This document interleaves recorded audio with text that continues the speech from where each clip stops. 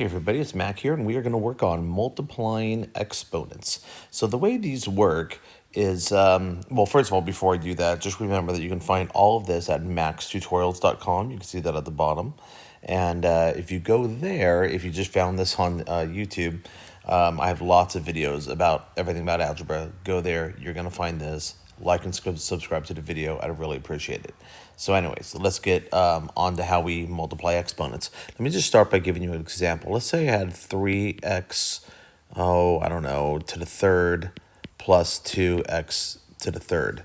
Okay, you can add them because they both are x to the third. Okay, they have to have the same letter, same exponent, and we get 5x to the third. So we're used to doing that. We've done that when we did combining polynomials, combining like terms. That was back in chapter 1 on the maxtutorials.com.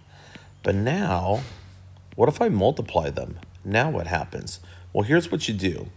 You probably figured with the coefficients, you're just going to multiply them. So 3 times 2 is 6. But what are you going to do with the exponents?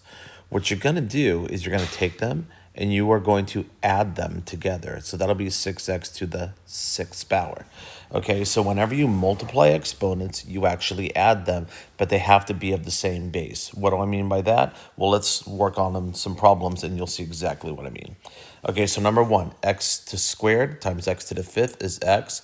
I'm multiplying, so I just add the exponents. That's all we do. If you multiply, you add the exponents. Number 2, we'll have an x3 and an x2, so it becomes an x to the 5. I have a y4, and remember, if there's nothing there, that's like a 1, right? So I'm going to get y to the 5th. I just add them together. Let's go to number 3. 3 times 2 is 6. X to the what? To the 6th.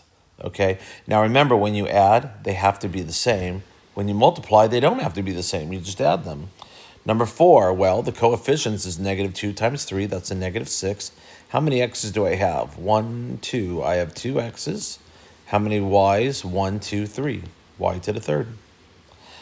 Number 5, I'm going to get, I want to be very careful because I threw some tricky ones in here. No, I didn't. I did that in version B. 3 times a negative 2 is negative 6. I have an a and an a. That's an a squared when I multiply them. What if this were an add? If I added them, that would just become a 1a. You know, you don't need the 1, okay, because you just copy it. But we're not. We're multiplying, so that's the right answer.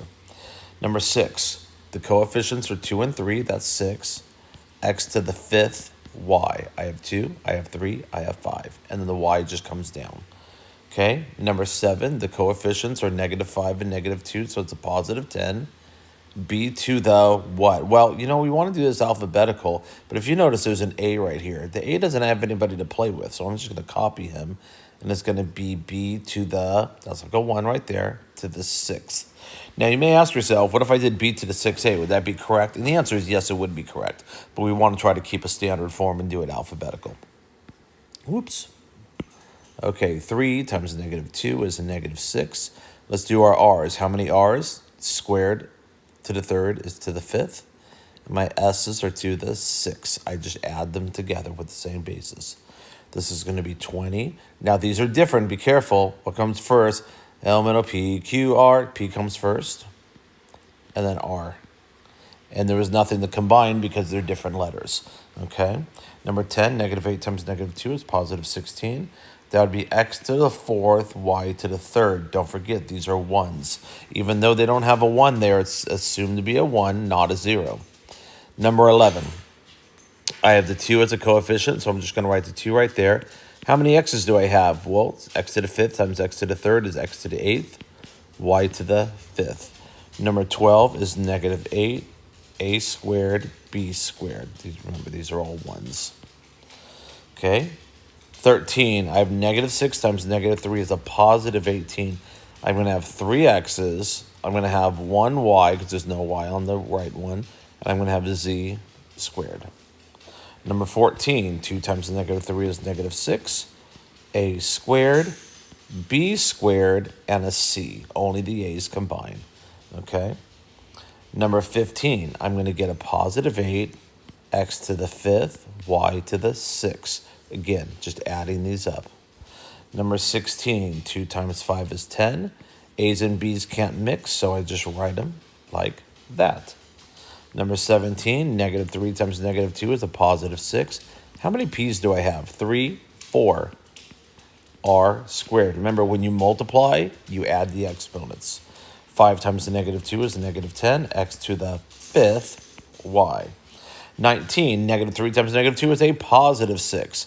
A's, boom. That's going to be an a to the 3rd, b to the 5th. Okay, number 20, 5 times the negative 6 is negative 30. How many m's do I have there? I have 3, I have 1, I have 4. And my n's is 3. And that, my friends, is how you multiply exponents. If you feel comfortable about this, this is great. I would like you to do at least B, because in B, I start using negative exponents, and we want to make sure you're good with the negative exponents. Negative exponents, what's that? Well, I kind of show you in the next video, but I want to show you that it really doesn't matter, and so go to B and at least learn section B. And then also I mix up and I throw some addition ones in there just so you don't, so you know the difference. Anyways, I'll see you on worksheet B. I think you should do that one first. All right, I'll see you guys there. Bye-bye.